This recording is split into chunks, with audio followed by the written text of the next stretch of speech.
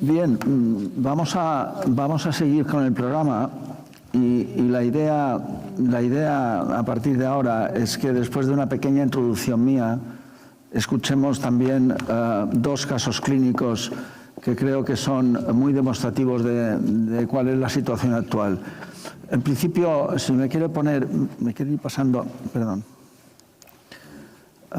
En el tema del tratamiento de las lesiones VPH dependientes, dos preguntas. ¿De dónde venimos? ¿Cuál es el grado de conocimiento que tenemos? Y hacia dónde vamos en nuestra práctica médica. Quiero agradecer a estas 4 asociaciones que hayan protegido y acogido mi trabajo en los últimos 250 años y este es mi conflicto de intereses para la presentación de esta mañana. Bien, ¿de dónde venimos? Pues venimos de aquí, venimos del trabajo de Harald Zillhausen, publicado en el 74, en el que por primera vez comprobó la presencia de RNA de virus papiloma en verrugas y después en un trabajo importantísimo de Jim Ballmummers. Aquí está Xavi Bosch en este trabajo publicado en el Journal of Pathology en el 99, en el que dijo que el papilomavirus es causa necesaria para el desarrollo de tumores epiteliales. Alex Meisels, maestro de Eduardo Vilaplana y de rebote y afortunadamente mío también, publicó en el 76 este trabajo, que fue la primera microfotografía de un papiloma. Aquí tenéis el papiloma fotografiado dentro de una célula coilocítica. Fijaros a la derecha el citoplasma vacío y dentro del núcleo el papiloma, embaldosado. Este es el virus papiloma fotografiado por primera vez por Alex Meisels y publicado en el 76. Esta es la clasificación de virus papiloma que hemos utilizado históricamente, la clasificación de John Dorbar, que publicó en el 2007, pero en este momento debe ser utilizada esta clasificación propuesta por Jack Cusick y comunicada por primera vez en Eurogine en Ámsterdam hace 5 años. Muy alto riesgo y riesgo intermedio. Esta es la clasificación que tenemos que trabajar ahora. Bien, el trabajo que publicamos hace 10 años con Xavi Castellseguer, con mi añorado Xavier Castellseguer, el estudio Cleopatra, que demostró que 1 de cada 3 mujeres españolas por debajo de los 30 años eran VPH positivas y que esta prevalencia del papiloma por encima de los 30 años se transformaba en 1 de cada 14 mujeres. Esto es muy importante porque ha condicionado las pautas preventivas. Ser papiloma positivo a los 18 años no es un marcador de riesgo para desarrollar un cáncer de cuello, sí lo es a partir de los 30 años, 32, por algo relacionado con lo que hemos venido a llamar inmunosenescencia. Es mucho más difícil que una mujer de 35 años elimine el papilomavirus a que lo elimine una chica de 17. Por tanto, tenerlo por encima de los 30 años sí es un marcador de riesgo para desarrollar lesiones VPH dependientes. Y este también es una gráfica histórica de Nubia Muñoz, en el cual puede verse que el riesgo de adquirir la infección por papiloma no desaparece a lo largo de la vida, se escalona el riesgo de una manera muy clara y además parece que incluso ordenada. El 12% de las mujeres de más de 45 años sexualmente activas tienen riesgo de infectarse por papiloma y el 42% de las mujeres entre 15 y 20 años tienen este riesgo. Por tanto, el riesgo no desaparece a lo largo de la vida, aunque sí desaparece la intensidad de este riesgo. Ahora, una cosa muy importante que hemos venido diciendo durante mucho tiempo. No es lo mismo ser portadora del VPH que estar infectada por VPH. Es decir, el concepto de infección requiere colonización celular por papiloma. Es decir, incorporación del DNA del virus, básicamente de sus oncogenes E6 y E7 a la célula. Para que esto se produzca, ¿qué tienen que pasar? Pues tienen que pasar 3 cosas. Que el microbioma vaginal esté desequilibrado, con baja proporción o desaparición del lactobacilo. Este es un trabajo que publicó en el 2017 María Kirgiu. La inmunidad vaginal esté baja, trabajo publicado por Bill Shannon en el microbiología en el año 17, y después, tercera condición, que haya una zona de conflicto epitelial en el cérvix, que haya una ectopia con una amplia reepitelización. Mark Schiffman lo publicó en Lancet en el 17. Tres condiciones: microbioma desequilibrado, inmunidad local baja y zona de conflicto amplia en el cuello del útero. Esto hace la vida al papiloma fácil. ¿Qué hicimos previamente como fase preclínica del análisis del papilocare? Pues Julio Gálvez demostró desde su trabajo en la Universidad de Granada que la administración vaginal de papilocare regulaba al alza la respuesta inmune, citoquinas vaginales en animal de experimentación, en el mono. También Luis Serrano publicó en el Journal of Low Genital Disease en el 18 que el papilocare corregía de una manera muy significativa el desequilibrio del microbioma, incentivando el predominio del lactobacilo en el microbioma vaginal. Y por último, Santiago Palacios en el British Medical Council Women's Health publicó hace 6 años que el 40% de los pacientes que habían recibido papilocare mejoraban el grado de epitelización y que el 80%, nada más y nada menos que el 80%, 8 de cada 10, alcanzaban la normalidad, puntuación de 5 en la escala de Likert.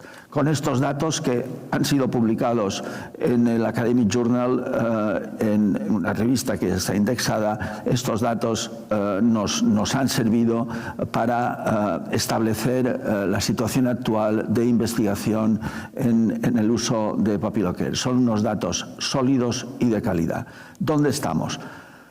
Estos son los datos que sabemos de la literatura. Sabemos el trabajo de Bulgman y el trabajo de Matsumoto, que el aclaramiento esperado del VPH a los 6 meses es del 30%, del 29%, y que la lesión de bajo grado regresa a la normalidad en un 59% a los 2 años. Estos son los datos del wait and see. Esperar y ver son los datos esperados que están en la literatura y que todos hemos utilizado. ¿Qué hemos hecho?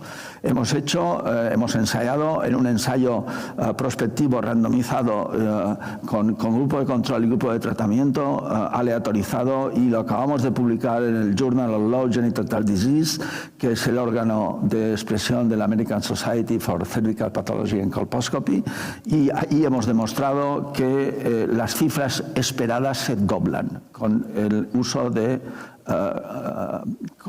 Coriolus versicolor, con el uso de papilocare. Estamos hablando de un 80% en población de VPH de alto riesgo, 80-85, 80-88 de normalización de lesión de bajo grado en el tiempo analizado, 3 y 6 meses, doblando la tasa de normalización esperada con el esperar y ver.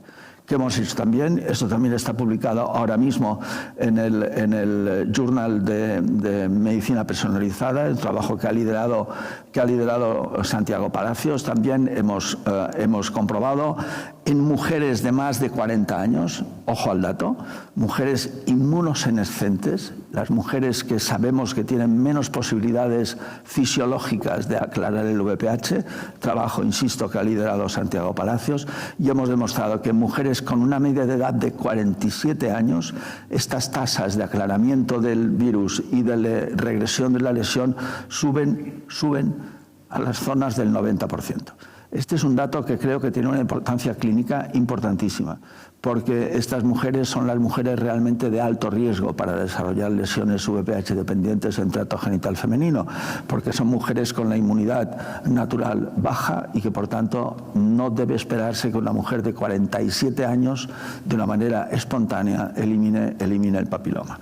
¿Dónde estamos? Pues bueno, hemos hecho esto y ahora lo que hacemos es, hemos recibido una información que para nosotros tiene una importancia enorme, que es que estudios independientes no relacionados con el grupo inicial investigador que yo he tenido la suerte de coordinar, ni siquiera con el promotor del estudio, con papilocare, con Procare Health, pues 2 estudios gallegos, uno catalán y uno de Italia, no solamente han reproducido los resultados del trabajo nuestro inicial, sino que los han mejorado. Aquí tenéis los resultados. ¿Esto qué quiere decir? Quiere decir algo que en investigación clínica es fundamental: la reproducción o mejora de los resultados obtenidos en una investigación por estudios independientes refuerza la calidad de las conclusiones. Y esto es lo que ha pasado con estos estudios que han sido publicados por estos compañeros, ya digo, de Vigo, La Coruña, Hospitalet de Llobregat o en Italia. Bien, ¿hacia dónde vamos? Pues vamos a trabajar con estudios en proceso. Los estudios en proceso prácticamente en este momento son 3. El Paloma 2, que trata de reforzar los datos obtenidos en el Paloma 1 en un trabajo que será un estudio en fase 2, 3, multicéntrico, etcétera. Y el Papilocan. El Papilocan está en momentos de... está el reclutamiento ya realizado y el Paloma 2 está en fase de reclutamiento.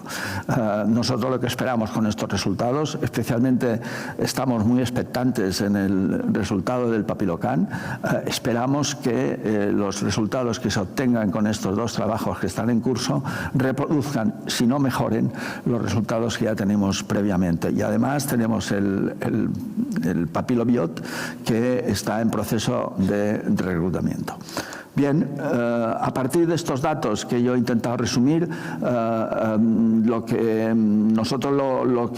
estamos promoviendo desde el grupo investigador y desde el promotor, desde Procare Health, es que haya estudios clínicos independientes llevados a cabo por hospitales públicos que trabajen en estas líneas de comprobación de la eficacia y también debo decirlo de la excelente tolerancia de Papiloquer. No ha habido en ninguno de estos ensayos clínicos, en ninguno, ha habido el abandono del tratamiento por parte de ninguna mujer por efectos indeseados de Papiloquer. Hoy tengo la enorme suerte, el gran placer de poder presentar a continuación al doctor Hijona y a la doctora Nassar. El doctor Hijona ha liderado un trabajo que creo importantísimo, que es la evaluación de mujeres VPH positivas y VIH positivas, es decir, en una situación de inmunodaño muy importante. Y después la doctora Nassar ha trabajado en VPH positivo en pacientes en lesiones de alto grado, en lesiones CIN2. Por tanto, para mí en este momento es un gran placer dar la palabra al doctor Jesús Hijona para que presente su trabajo. Jesús, cuando quieras.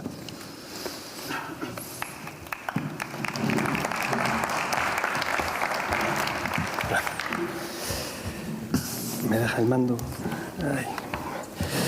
Bueno, buenas tardes. Como no puede ser de otra manera, quisiera empezar agradeciendo a la organización y a todas las personas que de un modo u otro han hecho posible este simposio, pues la amable invitación para que un hospital pequeño, humilde, venga a participar e intentar pues, compartir con ustedes la experiencia en un proyecto muy estimulante, que es el uso de inmunoestimulantes en pacientes que tienen una situación de inmunocompromiso. Nosotros llevamos aproximadamente un año y medio, tratando un grupo muy concreto de pacientes infectadas por VPH, que son las pacientes con virus de inmunodeficiencia humana, ¿no? Realmente venir aquí a hablarles de que el virus del papiloma humano es capaz de producir un cáncer y que hoy concebimos el cáncer de cuello de útero como una infección crónica no resuelta por la inmunidad, pues realmente es casi insultante en este foro, ¿no? Pero sí que es cierto que es muy importante que a veces nos paremos y analicemos que la infección no es una cosa que ocurre porque sí. Desconocemos muchos factores y muchos mediadores de por qué unas infecciones progresan y otras no, pero sí que sabemos que hay 4 elementos que son esenciales: el genotipo del virus, la aparición de un daño en el tejido, en el microbioma y sobre todo la respuesta inmune. Y precisamente esta respuesta inmune, cuando no es suficiente, cuando no es competente, puede generar daño de diversa entidad. Y sabemos que las pacientes con VIH tienen 6 veces más riesgo de cáncer de cuello que el resto de las pacientes.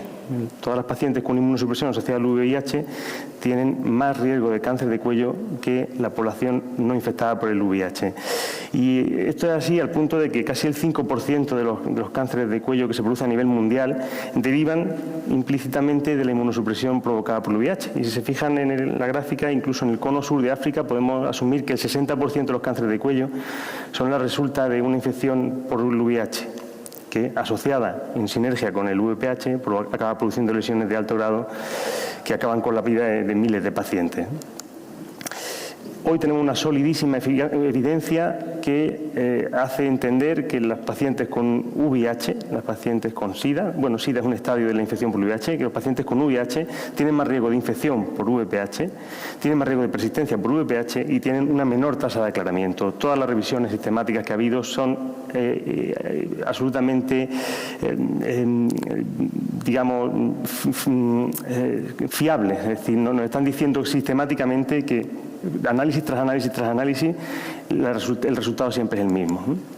Las pacientes con VIH tienen un mayor riesgo de infección incidente, persistente y recurrente por VPH, tienen una menor tasa de aclaramiento, suelen tener mayores cargas virales y además tienen una marcada predisposición a la colonización por varios serotipos.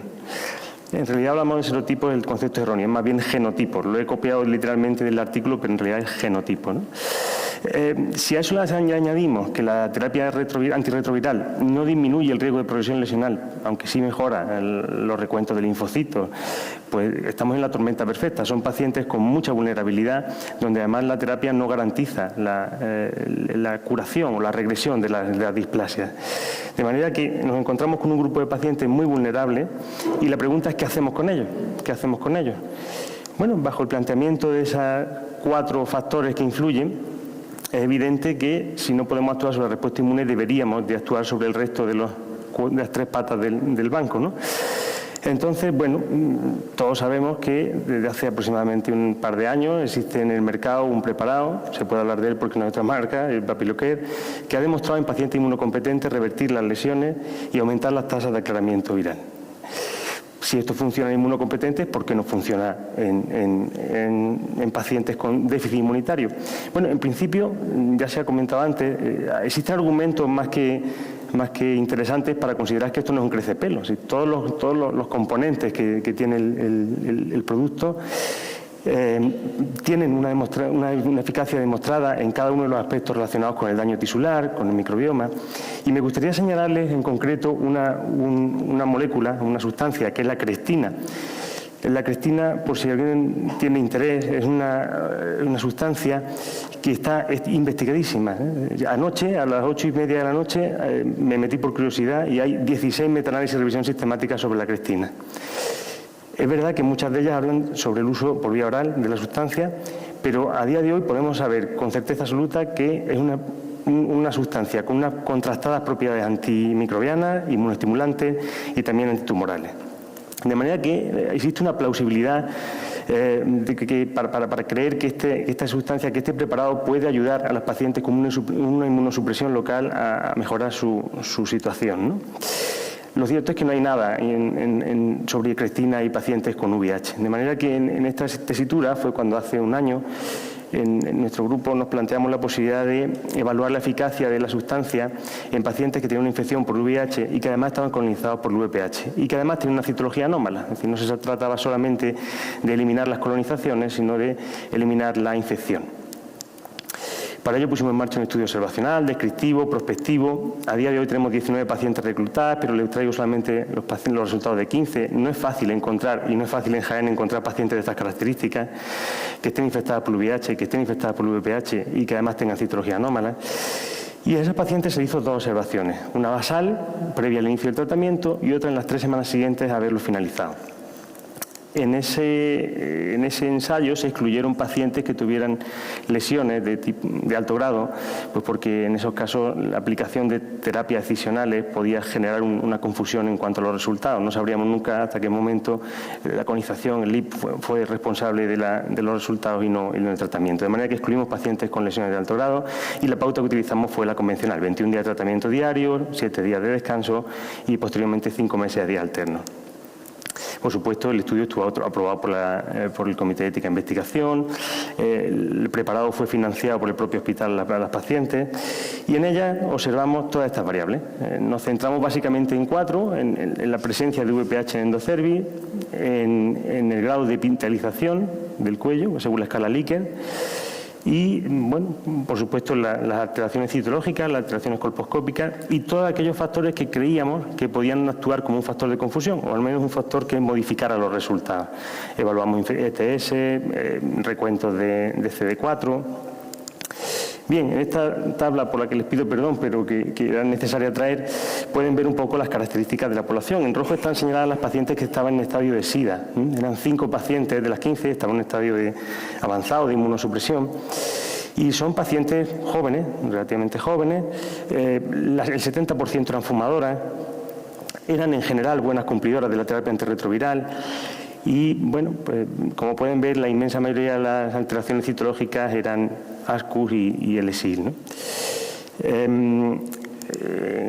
Para ser un poco más concreto, la edad media de la población era de 41,13, la población, es un poco pretencioso, bueno, de la serie, era 41 años, todas estaban colonizadas por VPH 16, 18 o por ambos, y la tasa de lesiones de displasia leves era del 60%.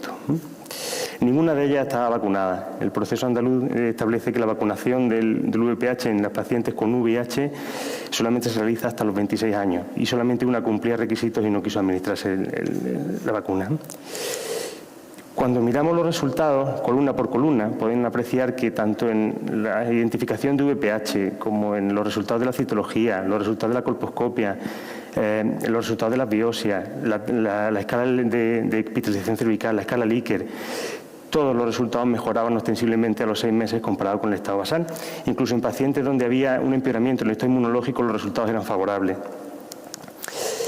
De manera que se consiguió en términos globales un aclaramiento viral del 73% de la serie. Hubo un aclaramiento parcial, es decir, se eliminaron varios de los genotipos en el 13%. Se normalizaron el 80% de la citología, el 55, casi el 56% de las colposcopias y el 66% del cuello presentaban un mejor grado de epitelización con respecto al momento inicial. ¿Qué conclusiones podemos extraer? Conclusiones muy entrecomilladas. Pues bueno, a día de hoy existen indicios razonables para creer que el papiloquir es al menos tan eficaz en pacientes VIH positivos como en pacientes sin un inmunocompromiso evidente. Y me gustaría hacer unas consideraciones antes de que me critiquen. La primera es que entiendo que es una muestra muy limitada. La segunda, que son casos relativamente leves. La tercera, sabemos que la tasa de aclaramiento viral espontáneo existe y es relativamente alta. No llega al 80%, pero se calcula que en torno a los 2 años y medio podría rondar el 60%, incluso en pacientes con un inmunocompromiso. Y por último, pues el papel de la inmunización no hemos podido explorarla porque ninguna de las pacientes estaba vacunada, pero probablemente también tenga mucho que decir en el manejo de estos casos, ¿no? Así que bueno, no puedo competir con la Catedral de León, pero a los que sean aficionados a la naturaleza, al aceite de oliva y al arte íbero y renacentista, les invito a que visiten Jaén, que también existe, donde serán tratados como merecen. Muchas gracias.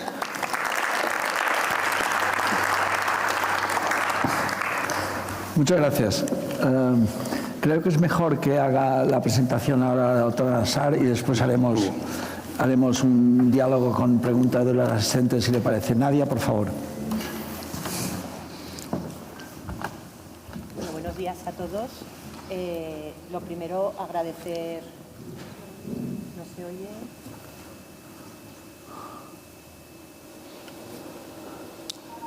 Hola, ahora sí. Hola. Buenos días.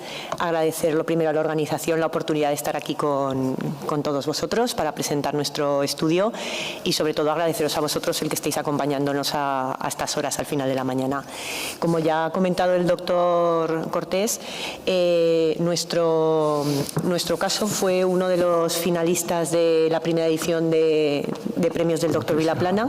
Concretamente versaba sobre la eficacia del gel vaginal Papiloquer en las lesiones lesiones CIN2.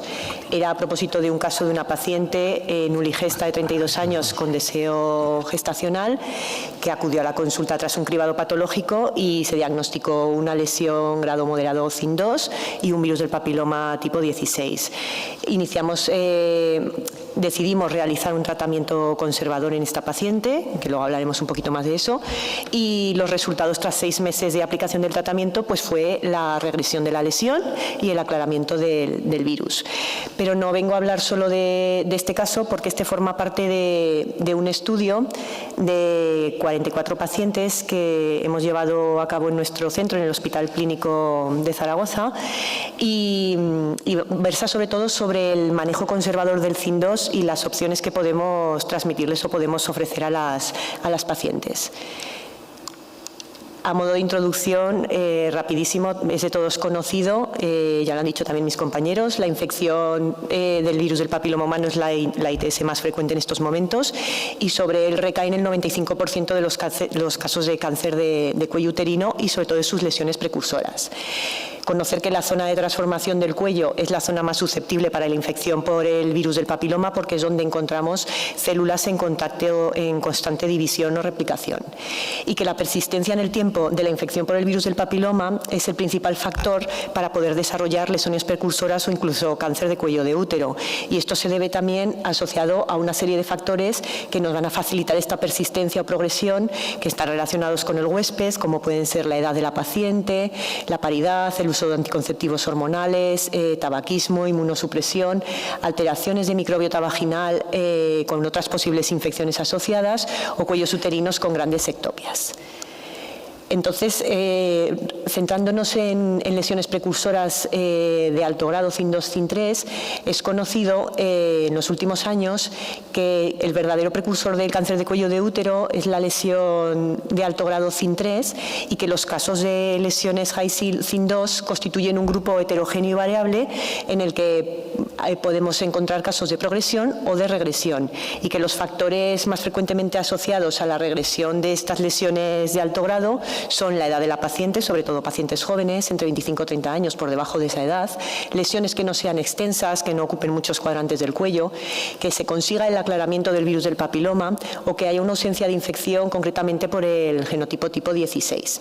Entonces, el objetivo de la conducta clínica es importante identificar qué casos son los que tienen un riesgo de provocar un cáncer de cuello de útero de forma más rápida y, por lo tanto, ofrecer un tratamiento inmediato y cuáles podemos tener la oportunidad de que espontáneamente regresen y valorar entonces en estas pacientes una actitud conservadora y una práctica clínica controlada. Entonces, está claro que en el momento que tenemos una lesión de alto grado, CIN2, CIN3, está considerado en todas las guías que es el umbral para indicar el tratamiento a las pacientes.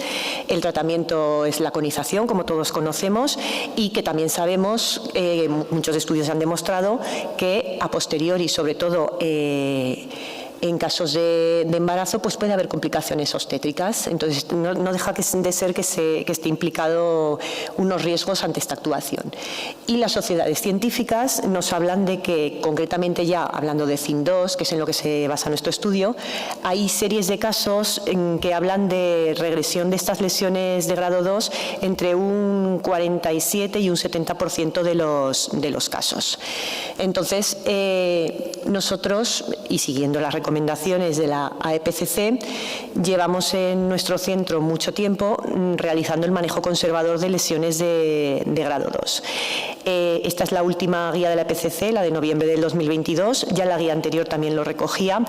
Esta concretamente es un poquito más detallada porque no hace mención en el caso de las lesiones CIN2 a la edad de la paciente, pero sí que hay una serie de criterios que si se cumplen podemos optar en ofrecerles a estas pacientes pues una actitud conservadora con seguimiento, como son que la paciente acepte este tipo de manejo, que vaya a poder continuar el seguimiento en nuestras consultas, que no desaparezca, que hayamos realizado una exploración con una colposcopia adecuada, una zona de transformación visible, que no sea una lesión que afecte al canal endocervical y realizando controles, en principio cada 6 meses, durante un máximo de 2 años de seguimiento.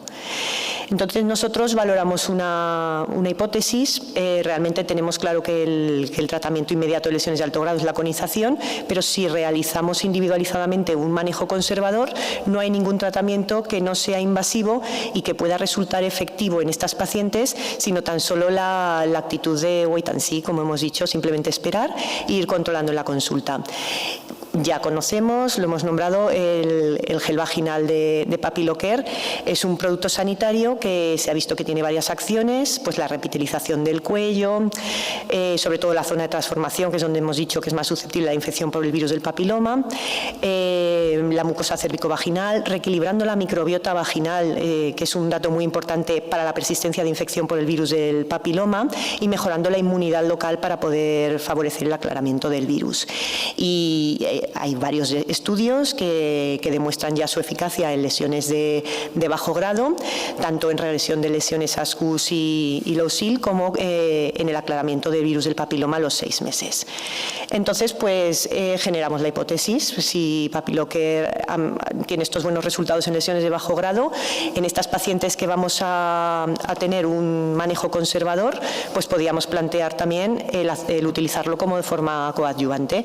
Dentro de los objetivos del estudio, el objetivo primario fue evaluar los resultados en estas pacientes del manejo conservador del CIN2 junto con el tratamiento de Papilocare, y como objetivos secundarios, pues evaluar el aclaramiento del virus del papiloma, el grado de cumplimiento por las pacientes y la tolerabilidad o el grado de satisfacción del mismo.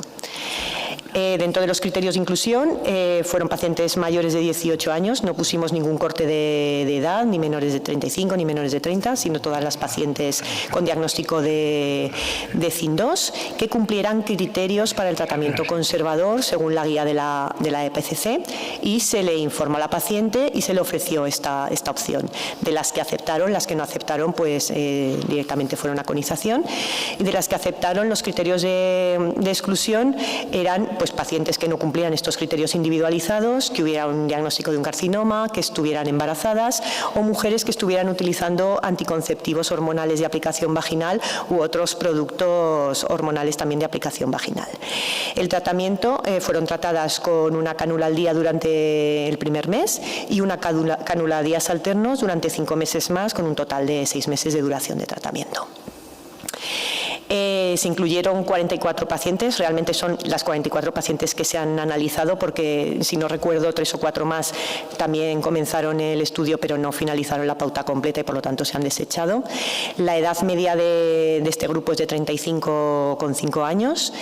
El 96% de estas pacientes o bien habían sido vacunadas profilácticamente para el virus del papiloma antes o después del diagnóstico del CIN2, y el 45% de ellas tenían hábito tabáquico. El cumplimiento del tratamiento con Papilocare fue completo por el 100% de estas pacientes, y tan solo se notificaron, realmente no es a efecto adverso, sino notificaron 3 de ellas pues clínica de prurito o de irritación vulvar, que tampoco les impidió el abandonar el tratamiento. Realizamos una visita basal con un diagnóstico por biopsia de lesión CIN2. Se les ofreció el tratamiento durante 6 meses en la pauta que hemos comentado, y a los 6 meses se les realizó una visita de control con toma de citología, determinación de virus del papiloma, colposcopia y biopsia. Tuviéramos o no imagen colposcópica de cambios mayores o menores, queríamos confirmar histológicamente si existía o no existía lesión. Luego, dependiendo de los resultados, pues las pacientes o fueron controladas de nuevo a los 6 meses o al año, en dependencia ya del protocolo habitual. Y los resultados pues son los siguientes. Del total de las pacientes, a los 6 meses, comprobado histológicamente por biopsia, había una regresión de la lesión CIN2 en el 68% de ellas, un 11% de persistencia y un 21% de progresión. Y respecto a los resultados citológicos, el 78% de las pacientes que comenzaron el estudio con una citología basal de alto riesgo habían regresado o bien a un ASCUS o un LSIL, o bien incluso habían negativizado la citología. Y entonces nos planteamos, bueno, pues parece que sí que son buenos resultados, pero vamos a comparar un poquito con las series que hay recogidas en la literatura científica, porque sí que, como he dicho al principio, hay series que hablan de una regresión en el CIN2 entre un 40 y un 70%, pero hay que atender mucho a ver qué tipo de cohortes de pacientes son, porque las que hablan de incluso un 70% simplemente recogen pacientes por debajo de los 25 años. Entonces, recordar que nuestra cohorte tenía una edad media de 35 años. Hemos traído este metaanálisis, que es un poco el que tiene más impacto científico, porque recoge casi 3.100 y pico pacientes de 36 estudios diferentes, en el que se estima la regresión, persistencia o progresión de lesiones CIN2 tratadas de forma conservadora. No hay análisis a los 6 meses, como es el caso que hemos hecho nosotros, pero sí que a los 24 y a los 12 meses. Y concretamente en pacientes de más de 30 años hay una regresión a los 2 años del 44% de lesiones CIN2, y en menores de 30 años pues aumenta un poquito, es lo habitual, simplemente por la edad de la paciente, aparte de otros factores, a un 60% de regresión. Y a los 12 meses pues son unas tasas muy similares, un 46% de regresión, 29% de persistencia y una progresión de un 14%. Pero nosotros, como os he comentado, venimos haciendo durante mucho tiempo el manejo conservador del CIN2, siempre basado en las guías clínicas, pero teníamos una cohorte de pacientes entre 2008 y 2017, 217 pacientes en las que se decidió realizar un manejo conservador del CIN2. En ese momento no teníamos la opción de hacer coadyuvancia con ningún otro producto sanitario, y la edad media de este grupo es de 31 años. Y vemos cómo los resultados a los 6 meses, que lo hicimos entonces igual que ahora, pues la regresión de estas lesiones CIN2 de forma espontánea eran de un 55%, una persistencia de 25% y una progresión de un 11%. Pero sí que llama claramente la atención de que son resultados que en principio parecen mucho mejores. Y por lo tanto, pues tenemos esas alternativas, la alternativa de la vigilancia clínica controlada, de esperar y ver. Concretamente este es el estudio que os he comentado, el metaanálisis, en pacientes de más de 30 años, por asemejarlo un poquito más a nuestra muestra, la regresión es de un 46% frente a un 68% que hemos conseguido en nuestro estudio. Y por lo tanto, pues hay que valorar que la opción del gel vaginal de Papilocare pues aumenta la regresión de lesiones, eso está claro, en comparación con la resolución espontánea, y podría ser una ventaja clínica importante en sobre todo estas pacientes de lesiones de alto grado en las que vamos a decidir hacer un manejo conservador frente al enfoque tradicional de simplemente esperar y ver qué ocurre, porque como conocéis todos, sobre todo la ansiedad que esto les provoca a las pacientes, y de esta manera pues podemos ofrecerles algo más, aunque sea tranquilidad, pero también les ofrecemos pues resultados que se ve que puede ser mucho más efectivo. Y nada más, eso os venía a contar. Muchas gracias.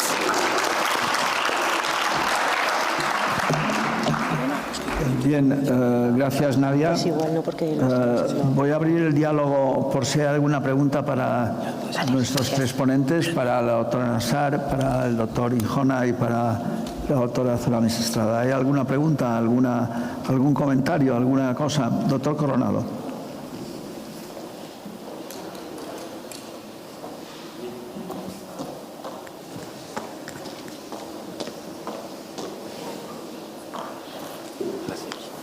Bueno, yo darles la enhorabuena.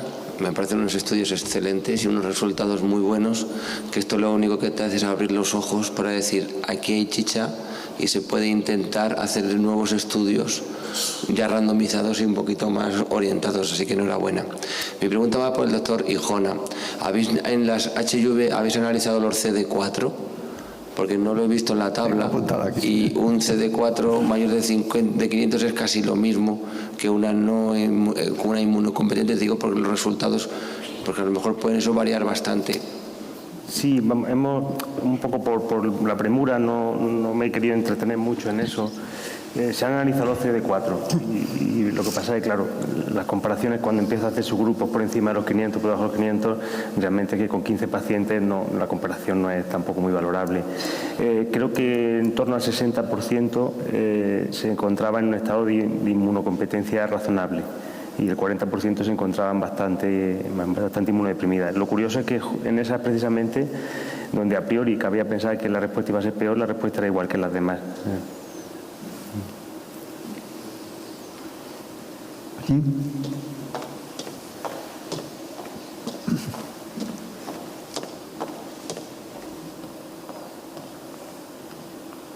Hola. Bueno, mi pregunta va por la doctora Nassar. Quería saber por qué se excluyen del estudio las pacientes que llevan anticoncepción hormonal vía vaginal. En principio, nosotros lo comentamos también con la casa, no hay ningún estudio que demuestre evidencia suficiente para poder valorar que pueda haber alguna interacción. Entonces decidimos excluir todas las pacientes que pudieran llevar algún otro tipo de producto vía vaginal. Vale, gracias. ¿Alguna pregunta más? ¿Algún comentario? Doctor Quesada. Yo felicitar a los dos, me parecen dos campos, como dice el doctor Coronado, que nos abren los ojos para poner el foco ahí, la posibilidad de desarrollar el trabajo y remarcar el hecho de que estudios independientes que van cada uno por su lado vienen corroborando los mismos resultados, ¿no? Que siempre es interesante a la hora de confiar en este tipo de productos. Y nada, muy bien, muchas gracias. ¿Algún comentario más? ¿Alguna pregunta? A mí me parece que para concluir esta sesión, lo primero que debo decir es felicitar a la doctora Estrada, a la doctora Nassar y al doctor Hijona por la calidad y el entusiasmo en la aplicación de proyectos de investigación, ¿no? En este país nuestro, el otro día tuvimos en la Real Academia una sesión en la que discutimos lo difícil, lo problemático que es investigar en España.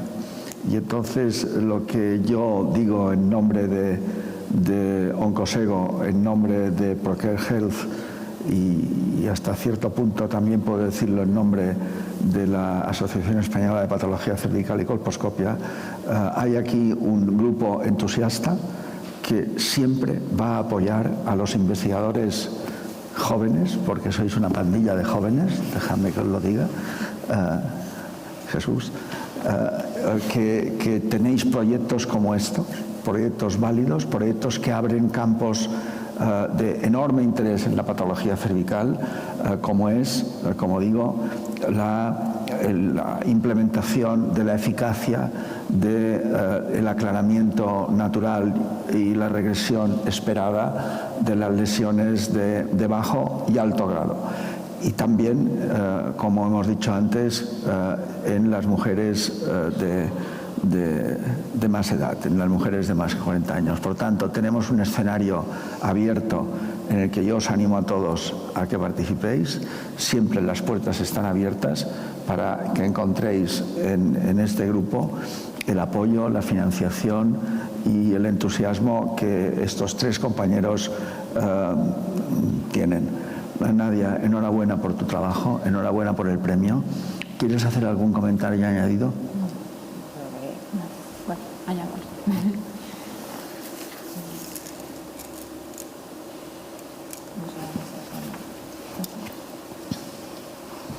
Está aquí.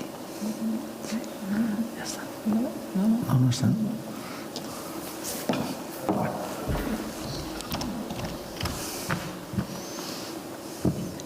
Ya está. Hola, ¿o no? Sí, lo único que lo tienes que hacer por una lado. Hola, no sé. ¿No? Bueno.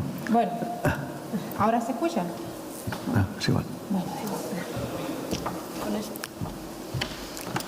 ¿Se escucha? Sí, este sí. Vale, pues gracias a vosotros, gracias a Procare por impulsar estos estudios. A mí yo lo único que quería añadir es que me parece que podamos utilizar en beneficio de nuestras pacientes un producto coadyuvante como digo, a sit and wait, o sea, a esperar a ver qué sucede con una lesión de un SIN2, a esperar a ver qué sucede con una lesión, incluso un bajo grado, y poder usar este producto y mejorar a las pacientes, y que las pacientes al final, en realidad, cuando vemos el control al año o a los 2 años, en función de cada estudio, que podamos usar un producto así, me parece maravilloso lo que están haciendo estas casas farmacéuticas, que podamos usar estas cosas coadyuvantes y que son tan inocuas en realidad para el organismo de la mujer y que tanto nos ayudan. Así que muchísimas gracias y gracias, profesor. Hay un aspecto que yo quiero remarcar para cerrar, que supongo que compartiréis conmigo, que es el confort psicológico de la mujer con una lesión de bajo grado o de alto grado, que le dices, no voy a hacer nada, ven dentro de 6 meses.